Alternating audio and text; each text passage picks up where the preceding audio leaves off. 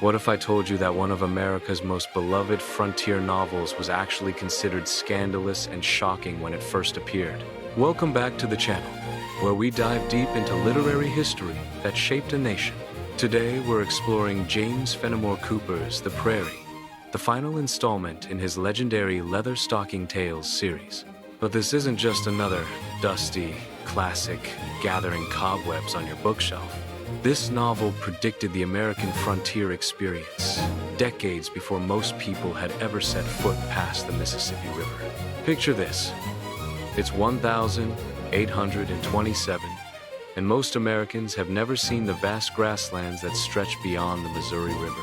Yet Cooper, writing from his comfortable home in New York, somehow captured the essence of prairie life so accurately that future pioneers would recognize their own experiences in his pages. How did he pull off this literary magic trick? The story follows our familiar hero Natty Bumppo, now known as the Trapper, in what would be his final adventure. But here's where things get interesting. Unlike the previous novels set in familiar forests, Cooper thrust his characters into an alien landscape that few readers could even imagine. The prairie becomes more than just a setting. It transforms into a character itself. Vast and unforgiving, Cooper understood something profound about the American psyche. He realized that the frontier wasn't just about geography. It was about the collision between civilization and wilderness, between old world values and new world possibilities. The prairie explores this tension through the Bush family, squatters who represent the lawless edge of westward expansion. But let's talk about what made this novel so controversial. When The Prairie hit bookstores, critics and readers were divided. Some praised Cooper's ambitious scope and his attempt to capture the American spirit. Others criticized what they saw as his unrealistic portrayal of frontier life and his sometimes stilted dialogue. The debate raged in newspapers and literary circles across the country. What's fascinating is how Cooper researched this novel. He interviewed travelers, studied expedition reports, and absorbed every account he could find about the Western territories. He even consulted with fur traders and explorers who had actually experienced prairie life. This dedication to authenticity shows in the vivid descriptions that transport readers to those endless grasslands. The character of Natty Bumppo undergoes a remarkable transformation in this final tale. No longer the vigorous woodsman of earlier novels, he's now an aging trapper facing his own mortality. This aging process mirrors America's own growing pains as the young nation expanded westward. Cooper uses Natty's decline to explore themes of progress, loss, and the price of civilization.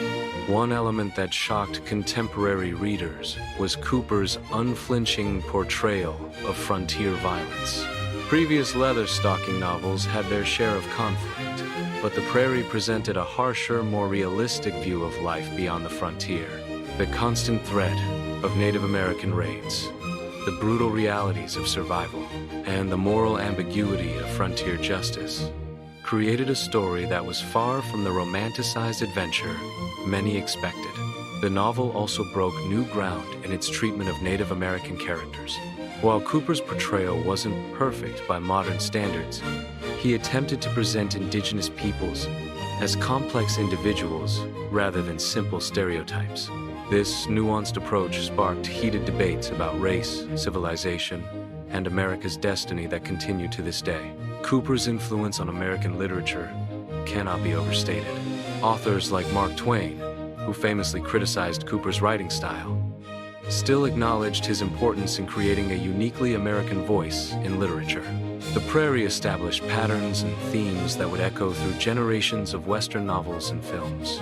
The novel's impact extended beyond literature into popular culture. The image of the lone frontiersman facing the vast wilderness became an enduring American archetype. From Hollywood westerns to modern adventure stories, we can trace direct lines back to Cooper's Prairie Wanderer. What makes The Prairie particularly relevant today is its environmental consciousness.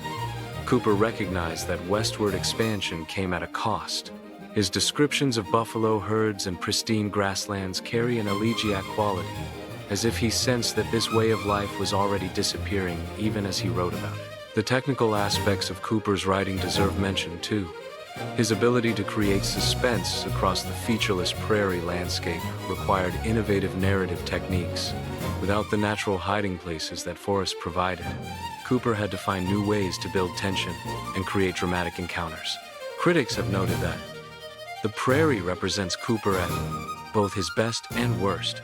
His panoramic vision and ambitious scope impressed readers, but his sometimes awkward dialogue and pacing issues frustrated others. This mixture of brilliance and flaws makes the novel endlessly fascinating to analyze. The lasting legacy of the prairie lies in its role as a bridge between America's colonial past and its continental future. Cooper captured a moment of transition when the country was discovering its own identity through expansion and exploration. So the next time someone dismisses classic American literature as irrelevant, remind them that the prairie was predicting our national character and wrestling with issues we're still debating today. Sometimes the oldest stories have the most to teach us about who we really are. Thanks for joining me on this literary journey. What classic novel do you think deserves a fresh look? Drop your suggestions in the comments below. And don't forget to subscribe for more deep dives into the books that built America.